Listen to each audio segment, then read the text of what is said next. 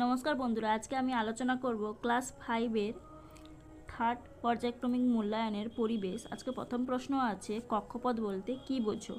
এটা সহায়িকাতে 308 নম্বর পেজেই দেখো। পৃথিবী যে নির্দিষ্ট পথে সূর্যের চারিদিকে ঘোরে তাকে পৃথিবীর কক্ষপথ বলে। তারপরে আছে একটি বিষাক্ত গ্যাসের নাম লেখো। এটা হবে কার্বন মনোক্সাইড। কলকাতায় কবে রিক্সা চালু হয়? এটা হবে 1900 সালে। পানসি বলতে কি বোঝো? দেখো, পানসি হলো লম্বাটে ধরনের হালকা ডিঙ্গি নৌকার মতো জলযান। এতে পাল খাটানো থাকে, পালে হাওয়া লাগলে এগুলি খুব জোরে যেতে পারে। প্রশ্ন আছে, পথের পাঁচিলি কে লিখেছেন? এটা হবে বিভূতিভূষণ বন্দ্যোপাধ্যায়। তারপরে কোশ্চেন দেখো, পেপার শব্দটি কোন শব্দ থেকে এসেছে? এটা হচ্ছে প্যাপিরাস শব্দ থেকে। সুনামি কত সালে হয়েছিল? 2004 সালে, 2008 সালে। হরপা বান কি? এটা সহায়িকাতে 301 নম্বর পেজে আছে। এই দেখো, হরপা বান। পার্বত্য অঞ্চলে নদীগুলি নুড়ি পাথর জমে অগভীর হয়ে গেছে, ফলে হঠাৎ প্রচুর বৃষ্টি হলে নদী অত জল বয়ে নিয়ে যেতে পারে না। তখন নদীর দুকুল ছাপিয়ে বিশাল জলপ্রপাত সবকিছু ধুয়ে নিয়ে নিচের দিকে নামতে থাকে। একে হরপা বান বলে। কোন সালে পশ্চিমবঙ্গে ট্রেন চালু হয়? এটা হবে 1854 সালে। কত বছর আগে সূর্যের জন্ম হয়েছিল? প্রায় 500 কোটি বছর আগে। তারপর আছে প্রথম কাগজ তৈরি হয় চীনে। ভারতবর্ষে প্রথম যাত্রীবাহী ট্রেন চালু হয় 1853 সালে।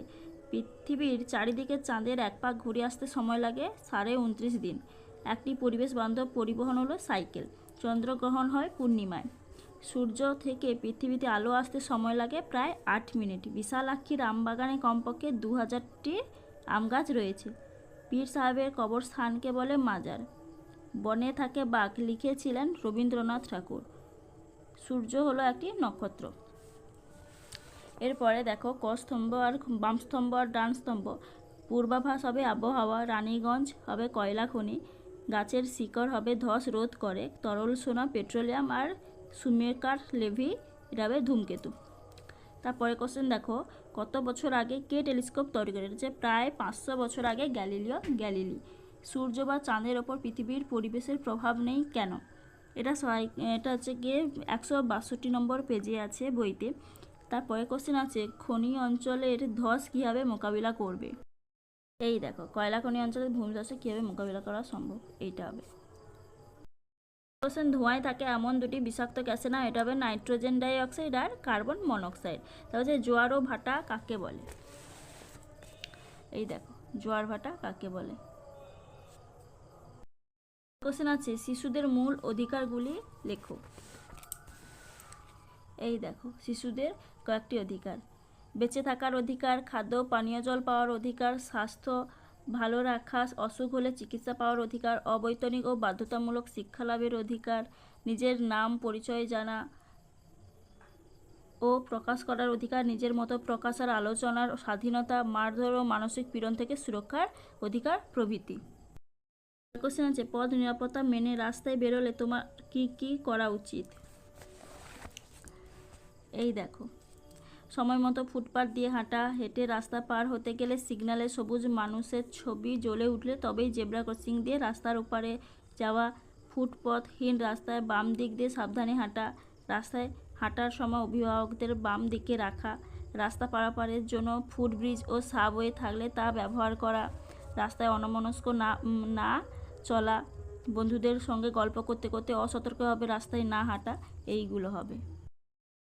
কিভাবে মাটির নিচে কয়লা তৈরি হয়? এই দেখো, কয়লা কিভাবে সৃষ্টি হয়, এইটা হবে। তারপরে কোশ্চেন আছে, স্বাস্থ্য ভালো রাখার উপায়গুলি কি কি? যে স্বাস্থ্য ভালো রাখতে আমাদের কি কি করা উচিত, এইটা হবে। মানব জীবনের স্বাস্থ্য হলো অমূল্য সম্পদ, সুতরাং স্বাস্থ্য ভালো রাখতে গেলে আমাদের কতগুলো করণীয় দিক রয়েছে। সেগুলো হলো শরীরের চর্চা নেওয়া, ব্যক্তিগত পরিচ্ছন্নতা স্বাস্থ্য রক্ষার একটি গুরুত্বপূর্ণ দিক। আমাদের উচিত দেহের অঙ্গ প্রত্যঙ্গের যত্ন নেওয়া ও সর্বত্র পরিষ্কার পরিচ্ছন্নতা বজায় রাখা।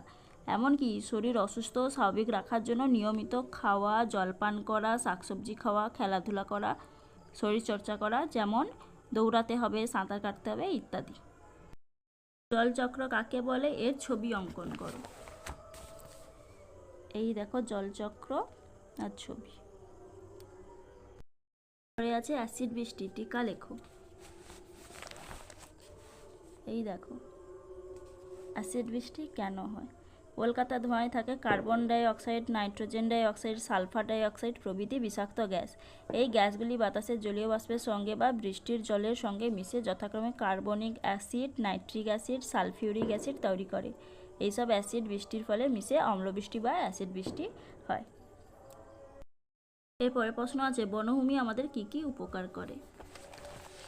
এই দেখো, বনের গাছপালা থেকে জ্বালানি কাঠ, দরজা জানালা আসবাবপত্র প্রভৃতি কাঠ, ব্যাট, উইকেট, পেন্সিল ইত্যাদি পাওয়া যায়।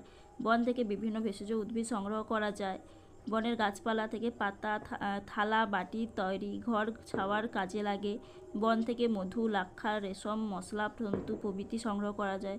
বনে অনেক প্রাণী বসবাস করে। বনভূমি ভূমিক্ষয় রোধ করে, জলচক্র ও জলবায়ু নিয়ন্ত্রণ করে। এই ছিল আজকের আলোচনা। যদি ভিডিওটা ভালো লাগে তাহলে অবশ্যই আমার চ্যানেলটিকে সাবস্ক্রাইব করবে। ধন্যবাদ।